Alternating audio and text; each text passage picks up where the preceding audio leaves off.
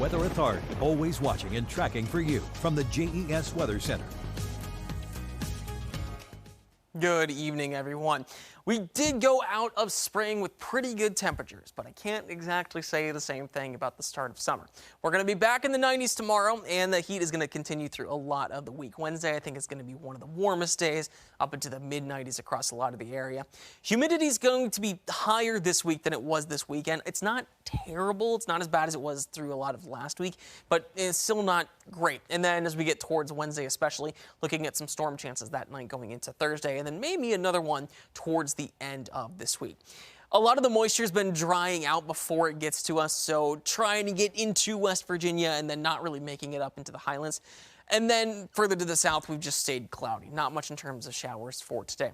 Again, some showers got into Pennsylvania, some into West Virginia. We might get a sprinkle out of that through tonight into tomorrow morning. But after about 7 a.m., I think we're going to stay pretty consistently dry. We are cloudy through the night going into tomorrow morning. But once we get to 7, we'll start to see some clearing. By noon, we're looking at partly cloudy skies. By the time the sun sets, we're going to have pretty clear skies, and I think we stay clear through Tuesday night into Wednesday morning. Now, once the sun rises on Wednesday, we'll have enough moisture in the air to get some clouds going, and I think we have consistent cloud cover, especially through the back half of Wednesday. By about 5 p.m., we've got more showers and storms.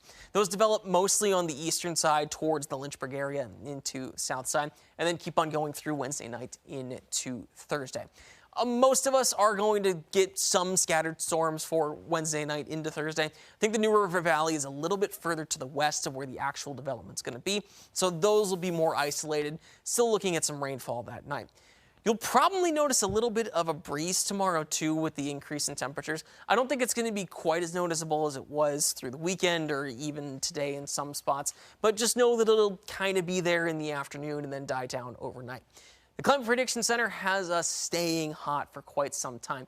The high pressure that's built up down towards the southwest is going to keep on moving to the east, and we're going to get some heat coming in for the next week. But even through the end of the month, we're going to see some slightly above average temperatures. Now, it's way above average as you get towards Texas, Louisiana, Mississippi, and Alabama. We're not quite there, but still expect some warm temperatures to last.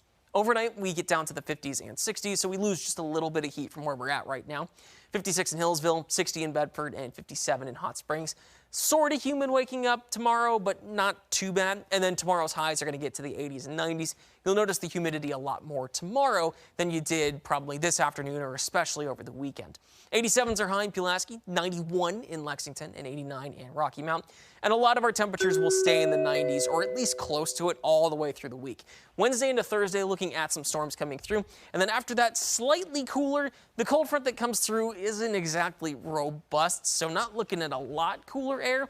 But Saturday and Sunday are slightly more comfortable in the low 80s or the low 90s, upper 80s. Don't think we've got a lot of storm chances for the start of next week. Probably some showers building back with a little bit of cloud cover each day.